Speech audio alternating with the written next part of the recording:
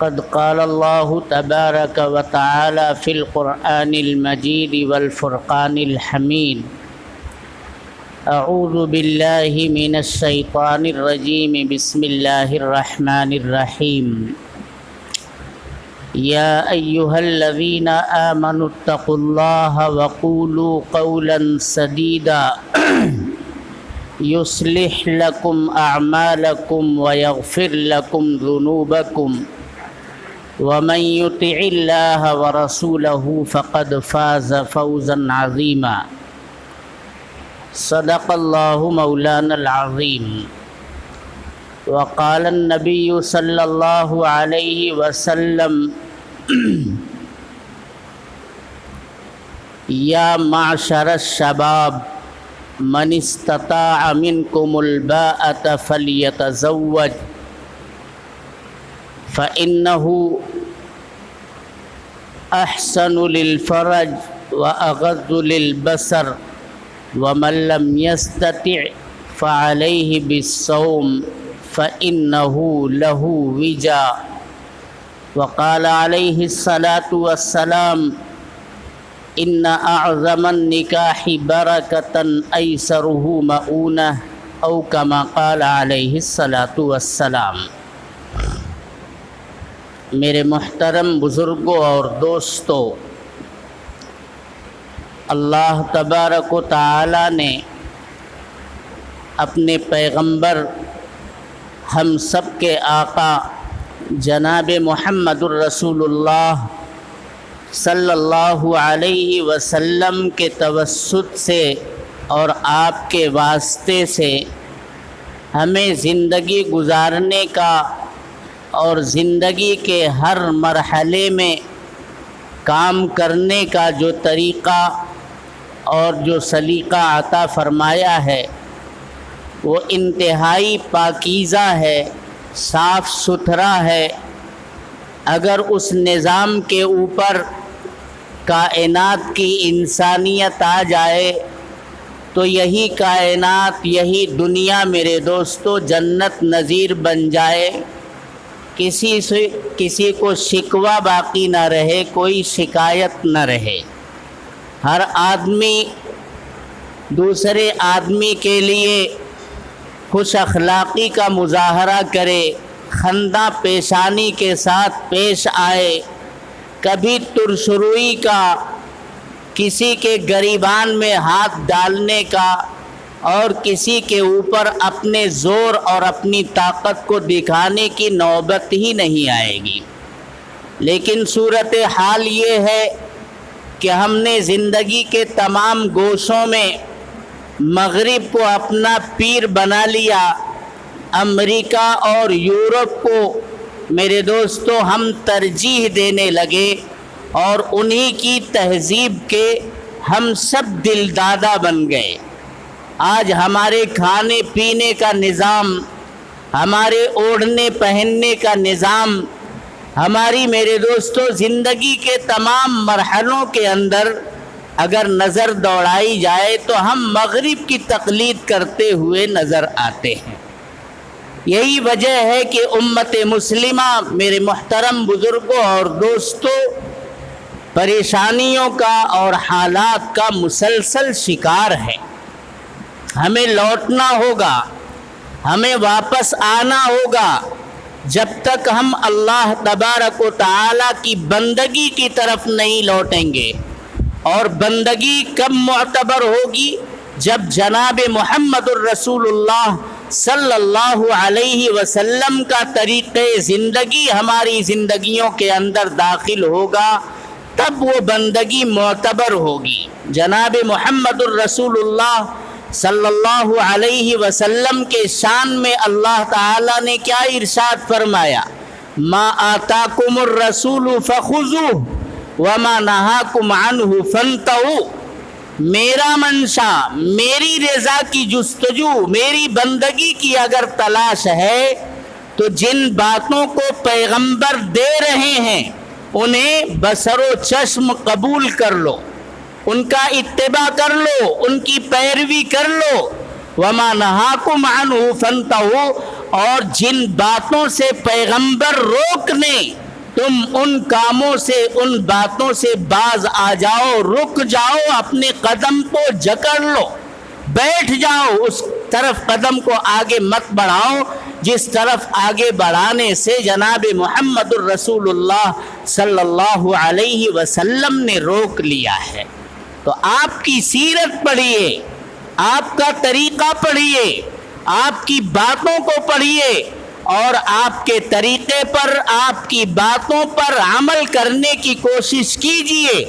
انشاءاللہ اس دنیا کی فلاح اور بہبود بھی ہمارا اور آپ کا مقدر بنے گی، آخرت کی نجات اور اللہ تبارک و تعالی کی رضا ملنا بھی انشاءاللہ یقینی بن جائے گا۔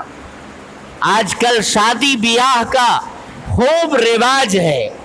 موسم ہے، کثرت کے ساتھ شادیاں ہوتی ہیں، اور آپ جانتے ہیں کہ بھیونڈی شہر دو باتوں میں بہت معروف اور مشہور ہے۔ ایک تو یہاں ہوٹل اور ڈھابوں کی بہتات ہے، کثرت کے ساتھ چائے پی جاتی، اور ایک ضرورت بھی ہے، چونکہ یہاں جو کاروبار ہے لوم کا، پاور لوم کا، یہ شب و روز چلتا ہے، یہ کبھی بند نہیں ہوتا، لوم چلتا رہتا ہے، ڈیوٹیاں بدلتی رہتی ہیں، کرتے کرتے کرتے صبح تک ایک شخص لوم چلاتا رہتا ہے اور لوم بند نہیں کیا جاتا، دوسرا ڈیوٹی والا آ کر اپنی ڈیوٹی جوائن کرتا ہے، پہلا چلا جاتا ہے، لوم اعلیٰ حال ہی چلتا رہتا ہے۔ تو جب 24 گھنٹے یہاں لوگ جاگیں گے اور ایک کام کے تحت جاگیں گے، مزدور پیشہ افراد، ملازمین یہ لوگ جاگتے ہیں، تو ایک ضرورت بھی ہے جس کی بنیاد پر یہاں ہوٹل رات بھر کھلے رہتے ہیں اور دن میں تو کھلنا ہی ہے، لیکن ڈھابوں کے لیے بھی یہ شہر بہت مشہور ہے، دور دراز سے لوگ سفر کر کے آتے ہیں اور یہاں کے پکوانوں کا اور یہاں کی نشستوں کا میرے دوستوں مزہ لینے کے لیے تشریف لایا کرتے ہیں۔ یہ بھیونڈی شہر کی خوش قسمتی بھی ہے، دور دراز سے لوگ سفر کر کے یہاں آتے ہیں، لیکن میرے دوستو اسی طرح سے یہ شہر ایک بات میں اور بڑا کشادہ ظرف واقع ہوا ہے، یہاں شہر کے چپے چپے میں شادی کے خوشنما بہترین بڑے بڑے ہال پائے جاتے ہیں۔ آپ شہر کے چاروں طرف گھوم کر کے دیکھ لیں، بڑے بڑے ہال، بمبئی میں بڑے مہنگے ہوتے ہیں یہ ہال، چھوٹے بھی ہوتے ہیں لیکن ان کی قیمت نسبتاً زیادہ ہوتی ہے۔ ہمارے یہاں بہت اچھے بڑے کشادہ، بڑے خوبصورت انتظامات سے بھرپور یہاں پر حال ہے۔ ہم تو سراج العلوم کے آس پاس میں دیکھتے ہیں حالوں کا ایک پورا جال بچھا ہوا ہے۔ الحمدللہ شادیاں ہو رہی ہیں، نکاح ہو رہے ہیں، رخصتیاں ہو رہی ہیں، ولیمے ہو رہے ہیں، سب کچھ ہو رہا ہے، لیکن ان کاموں کے اندر ہمیں میرے دوستو اصول دیکھنا ہے، اسلامی طرز کیا ہونا چاہیے۔ نبی کریم صلی اللہ علیہ وسلم نے اور تمام پیغمبروں نے رہبانیت کی زندگی کو پسند نہیں کیا۔ یہ اللہ نہیں چاہتا ہے کہ تم خود اپنی زندگی تنہا لے جا کر کے کسی پہاڑی کے دامن میں یا کسی ریگستان کے چٹیل میدان میں کٹیا بنا کر کے اپنی زندگی کو خالی بار آور بنا لو، ثمر آور بنا لو، کامیاب بنا لو، باقی تمہارا سماج جہاں جانا چاہے جائے، وہ بنتا ہے جائے، بنتا ہے بنے، بگڑتا ہے بگڑے، اس سے ہمارا کوئی لینا دینا نہیں ہے۔ مذہب اسلام میرے محترم بزرگوں اور دوستوں تبتل، تنہائی اور اس طرح کی یکسوئی کی زندگی گزارنے کو بالکل پسند نہیں کرتا ہے۔ مذہب اسلام چاہتا ہے کہ تم معاشرے میں جنم لیتے ہو تو اس معاشرے کو خیر سے بھرپور رکھنے کے لیے جب اللہ تبارک و تعالی تمہیں شعور بخشے تو کچھ کام کرو، معاشرے کے بناؤ کو بھی دیکھو، اس پر اپنی مسرتوں کا اظہار کرو، اس میں مزید کیا پیش قدمی کی جا سکتی ہے، مزید کتنا نکھار پیدا کیا جا سکتا ہے، اس کی جد و جہد میں لگے رہو۔ اور معاشرے کے اندر جب بگاڑ دیکھو تو اس بگاڑ کے اوپر تمہارے دل کے اندر تڑپ پیدا ہونا چاہیے کہ یہ بگاڑ کیسے ختم ہوگا، اس کے لیے کیا چیزیں بروئے کار لانی ہوں گی، کیا عمل ہونا چاہیے، کیا ترتیب بننی چاہیے کہ ہم اپنے معاشرے کو اس گندگی سے، اپنے سماج کو اس ناسور سے پاک اور صاف کر سکے۔ یہ فکر دامنگیر ہونی چاہیے۔ میرے دوستو، ہم سماج کا ایک فرد بن کر کے، سماج کا ایک حصہ بن کر کے، سماج کے بناؤ اور بگاڑ کے اوپر مکمل نظر رکھیں اور سماج کو بہترین بنانے کے لیے کوشش اور محنت کریں۔ نبی کریم صلی اللہ علیہ وسلم نے اس نکاح کو کتنا پاکیزہ بنایا۔ آپ کی آمد سے پہلے میرے دوستوں میں بتا چکا ہوں، بار بار آپ نے یہ بات سنی ہوگی کہ صنف نازک اور بنت حوا کو، ان عورتوں کو ایک تماشا کی چیز اور کھلونا سمجھا جاتا تھا۔ بچہ پیدا کرنے کے لیے بھی ان کے استعمال کا کوئی اچھا طریقہ رائج نہیں تھا۔ ایک ایک خاتون کے پاس کئی مردوں کو ملاقات کرنے کی اجازت تھی، معاشرے میں اس کو کوئی گھناؤنا عمل نہیں سمجھا جاتا تھا۔ لیکن آپ صلی اللہ علیہ وسلم کی آمد کے بعد میرے دوستو ایسا پاکیزہ اور ایسا صاف ستھرا طریقہ رائج ہوا کہ اگر اس کے اوپر عمل کیا، اور الحمدللہ امت مسلمہ اس کے اوپر عمل کرتی ہے، معاشرے کو ہر قسم کی گھناؤنی حرکت سے بچانے کے لیے، میرے دوستو زناکاری سے، سفاح سے، بے راہ روی سے بچانے کے لیے نبی کریم صلی اللہ علیہ وسلم کا ارشاد ہے کہ جب بچہ بالغ ہو جائے، بچی بالغ ہو جائے تو وقت پر اس کا نکاح کر دو۔ اس کے لیے کوئی دیندار جوڑا تلاش کرو۔ لڑکا جوان ہو گیا تو اس کے لیے لڑکی کا انتخاب کرنا ہے تو لڑکی کے حسن و جمال پر ٹھیک ہے نظر رکھنا ناجائز اور حرام نہیں ہے، رکھو۔ مال و متاع کے اوپر بھی نظر جاتی ہے، رکھو۔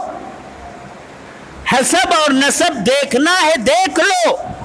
لیکن سب سے اہمیت کی حامل یہ چیز ہے کہ اس کی سیرت دیکھو، اس کا کردار دیکھو، اس کی دینداری دیکھو، اس کی دیانت اور تدین کو دیکھو۔ یہ چیز دیکھ کر کے اسے اپنے بچے کے نکاح کے لیے منظور کر لو، خطبہ دے دو، پیغام نکاح بھیج دو۔ یہ بچی تمہارے گھر کے اندر آئے گی، اپنی دینداری کے چراغ سے پورے گھر کو روشن کر دے گی، پورا گھر بن جائے گا۔ لیکن اگر وہ سیرت اور کردار کی اچھی نہیں ہوگی تو پھر پورے گھر کے اندر ایک بگاڑ کا، ایک تاریکی اور ظلمت کا ماحول پیدا کر دے گی۔ ہم اور آپ یہ سمجھتے ہیں کہ بچے کے حقوق اس وقت ہم پر لاگو ہوتے ہیں جب وہ بچہ پیدا ہو جاتا، نہیں، بچے کے حقوق تو میرے محترم بزرگوں اور دوستوں شادی کے پہلے ہی سے ہمارے اوپر کچھ ذمہ داریاں ہیں جو واجب ہو جاتی ہیں۔ آپ کو اگر اپنی نسل میں نئی نسل لانے کا ارادہ ہوا ہے تو انتخاب کے وقت ہی آپ کی یہ ذمہ داری بنتی ہے کہ ایسی خاتون کا اپنے نکاح میں لانے کا انتخاب کرو جو تمہارے بچے کو جب اپنی کوکھ میں پالے اس وقت وہ حلال غذا کا استعمال کرے، وہ ذکر الہی میں رطب اللسان رہے، وہ تلاوت قرآن کی پابند ہو، وہ نماز کی پابند ہو، اسے اللہ تبارک و تعالی کی توحید کا، نبی کریم صلی اللہ علیہ وسلم کی رسالت کا پاس و لحاظ ہو، ان ساری بنیادوں کو وہ اپنے اندر مضبوطی کے ساتھ جمع کر کے رکھے گی، تو جو بچہ اس کے خون سے، اس کی کوکھ کے اندر پروان چڑھے گا، یقیناً اس بچے کے اندر ماں کی اس پاکیزہ طینت کے اثرات مرتب ہوں گے، اور وہ پیدا ہوگا تو اسی خاتون کا خون دودھ کی شکل میں استعمال کرے گا، اسے حلال غذا دے کر کے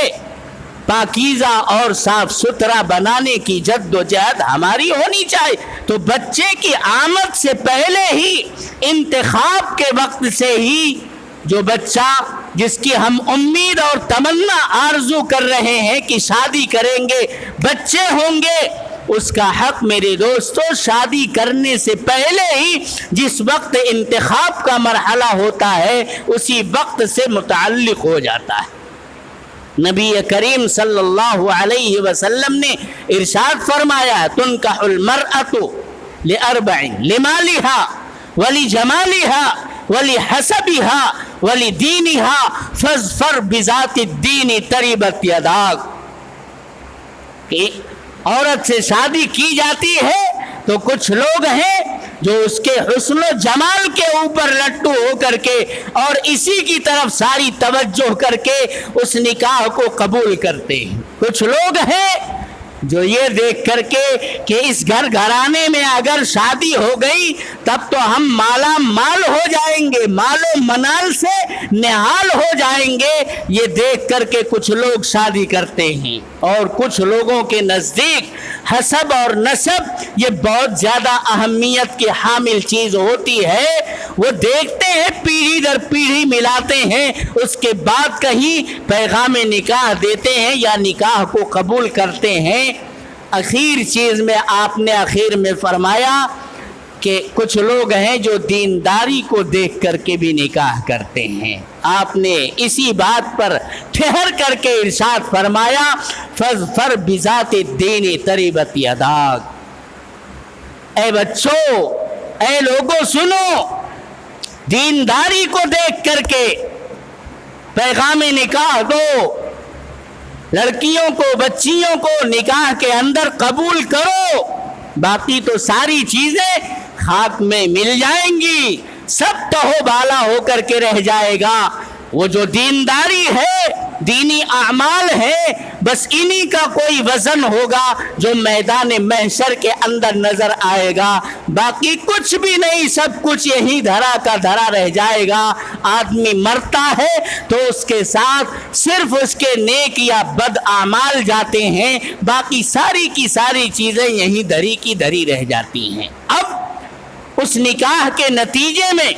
جو بچہ یا جو بچی پیدا ہوگی، جس آغوش اور گہوارے کے اندر اس کو پروان چڑھایا جائے گا، جب وہاں دینداری ہوگی، جب وہاں تقوی ہوگا، جب وہاں پرہیزگاری ہوگی، جب وہاں ذکر اور تلاوت کی زمزمہ سنگی ہوگی، تو یقینی طور پر بچوں کے دل کورے کاغذ کی طرح سے بالکل صاف ہوتے ہیں۔ ان کے اوپر بچپن میں جو نقش ثبت کر دیا جاتا ہے وہ پائندہ ہوتا ہے ہمیشہ کے لیے۔ پھر وہ بچے اپنی ماں کی آغوش میں پل کر کے دین اور دینداری کے رسیا اور عادی سے بننے شروع ہو جائیں گے۔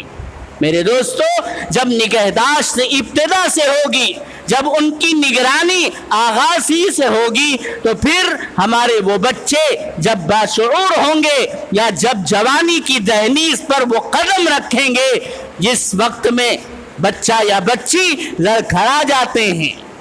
اس وقت وہ بے راہ روی کا شکار ہونے کے لیے میرے دوستو کہیں بھی جا سکتے ہیں، لیکن جب خشیت الہی، خوف خدا، نبی کریم صلی اللہ علیہ وسلم کی پاکیزہ سیرت اور سنت ان کے سامنے ہوگی، تو پھر میرے دوستو ہمارے بچوں کے، ہماری بچیوں کے قدم لڑکھڑائیں گے نہیں۔ آج اخبارات اور رسائل جرائد کو پڑھیے، یا سوشل میڈیا کو دیکھ سنیے، کیسی کیسی حرکتیں، کیسی کیسی بے راہ روی، یہاں تک کہ مسلم بچوں اور بچیوں کے مرتد ہو کر کے غیروں کے ہاتھ میں ہاتھ دینے کی باتیں تک آج میڈیا کے اندر کثرت کے ساتھ آ رہی ہیں۔ اگر ہم نے اپنے بچوں کو سنبھالا نہیں دیا اور ان کے اوپر میرے دوستوں نگہداشت اور نگرانی پوری دینداری کو سامنے رکھ کر کے نہیں کی تو بے راہ روی نہیں روکی جا سکتی ہے۔ آج اسباب گناہ بے شمار ہیں، خیر کے اسباب ہم اور آپ اپنے ہاتھ سے خود کم کرتے جا رہے ہیں۔ آج ہمارے گھروں کے اندر ذکر و تلاوت کی مجلسیں مفقود ہو چکی، ناپید ہو چکی ہیں۔ کبھی ہمارے گھر کی خواتین بیٹھ کر کے اوراد و وظائف پڑھا کرتی تھیں، آج میرے دوستو وہ باتیں نہیں پائی جاتی ہیں۔ آج تلاوت اور تسبیحات کے لیے ہماری خواتین کے پاس وقت نہیں ہے۔ ہاں، کسی شادی میں جانا ہو، کسی ولیمے میں پہنچنا ہو، کسی تقریب کو اگر ہمیں میرے دوستو اٹینڈ کرنا ہو تو دیکھیے اس کے لیے کتنی تیاریاں ہوتی ہیں، کیسے کیسے بنا اور سمرا یہ ساری چیزیں معیوب نہیں ہے، ممنوع نہیں ہے، سب کچھ کریں لیکن دینداری کے راستے پر رہ کر کے دینداری کو مقدم رکھا جائے، سب سے پہلے اس کی طرف نظر رہنی چاہیے۔ نمازیں چھوڑ رہی ہیں، کوئی واسطہ نہیں۔ میں نے ویسے جو آیت تلاوت کی ہے میرے دوستو، نبی کریم صلی اللہ علیہ وسلم کی جو حدیث میں نے آپ کے سامنے پڑھی ہے، وہ آپ اور ہم ہمیشہ خطبہ نکاح کے وقت جو مسنون ہے، یہ واجب اور فرض نہیں ہے، اس میں اس آیت کو سنتے رہتے ہیں۔ اس میں نبی کریم صلی اللہ علیہ وسلم کا یہ ارشاد، ان اعظم النکاح برکتن ایسرہ مؤونتن، اس کو بھی بسا اوقات سن لیتے ہیں، ورنہ عام طور پر النکاح من سنتی کہ نکاح کرنا یہ میری سنت ہے، سماجی زندگی پاکیزہ ماحول میں رہ کر کے گزارنا، اس کی ترغیب جناب محمد الرسول اللہ صلی اللہ علیہ وسلم نے دی ہے، اور یہ بھی ارشاد فرمایا ہے فمن اعرض من سنتی فلیس منی، جو کوئی میری سنت سے اعراض کرتا ہے وہ مجھ میں سے نہیں ہے، وہ مسلمان کہلاتا ہے لیکن میرے طریقہ کار کے اوپر کاربند نظر نہیں آتا ہے تو وہ میرا کیسا ہے، فلیس منی، میں اس آدمی کو اپنا نہیں مانتا جو میری سنت سے روگردانی کرتا ہو اور نکاح کی سنت سے اعراض کرتا ہو۔ آپ صلی اللہ علیہ وسلم کی ایک ایک سنت کو میرے دوستو پکڑنا چاہیے۔ آپ نے اپنی ایک حدیث پاک کے اندر خاص طور پر نوجوانوں کو مخاطب بنایا ہے۔ نوجوان سنیں، اور ہم میں سے جو بڑے لوگ ہیں وہ اپنے نوجوانوں کے سامنے ان باتوں کو سنانے کا معمول بنائیں۔ صحابہ بیٹھتے تھے تھوڑی دیر کے لیے تو کہتے تھے آؤ ذرا ہم ذکر اور فکر کی مجلس میں لگ کر کے اپنے ایمان میں سرسبزی، شادابی اور تازگی پیدا کریں، لیکن ہم اپنے دوستوں میں بیٹھتے ہیں تو سوائے گپ شپ کے میرے دوستو ہم دین کی کوئی بات ہی نہیں کرتے ہیں۔ ہاں، کرکٹ کی بات کریں گے، فلموں سنیما ہالوں کی بات کریں گے، ڈھابوں اور ہوٹلوں کی بات کریں گے، پکوانوں اور کھانوں کی بات کریں گے، سب باتیں کریں گے، اگر بات نہیں کریں گے تو دین کے عنوان پر کوئی بات نہیں کریں گے۔ اللہ ہم سب کو بھی عمل کی توفیق بخشے، ہم بھی کہیں اجلس بنا نؤمن ساعتن، آؤ بیٹھتے ہیں اور تھوڑی دیر کے لیے ایمان کی باتیں کرتے ہیں۔ صحابہ جب بیٹھتے تھے تو یہی کہہ کر کے بیٹھتے تھے، کیا ان کے دل میں ایمان نہیں تھا؟ نعوذ باللہ، بہت پختہ ایمان تھا، لیکن اس میں مزید نکھار پیدا کرنے کے لیے وہ ایمانیات اور دینیات کی باتیں اپنی مجلسوں کے اندر کیا کرتے تھے۔ حضور نے کیا ارشاد فرمایا نوجوانوں سے، یا معاشر الشباب، اے نوجوان گروہ، اے نوجوانوں، من استطاع منکم الباءۃ فلیتزوج، جس کے پاس عمر ہو چکی ہے شادی کرنے کی، اللہ تبارک و تعالی نے اسے توانا اور مضبوط جوان بنا دیا ہے، اب جوانی کی دہلیز کے اوپر تم قدم رکھ چکے ہو اور فطری طور پر تمہارے دل کے اندر عورتوں کی طرف خواہش اور ایک رغبت، ایک میلان اور رجحان پیدا ہونے لگا ہے، تو اب اگر تمہارے پاس استطاعت ہے، تم کسی خاتون کو اپنے نکاح میں لا کر کے اس کے نفقہ کا، اس کی سکنا کا اور یعنی رہائش کا اور اس کے کپڑے کا، اس کے علاج کا بندوبست کرنے کی طاقت رکھتے ہو، تم رکھتے ہو،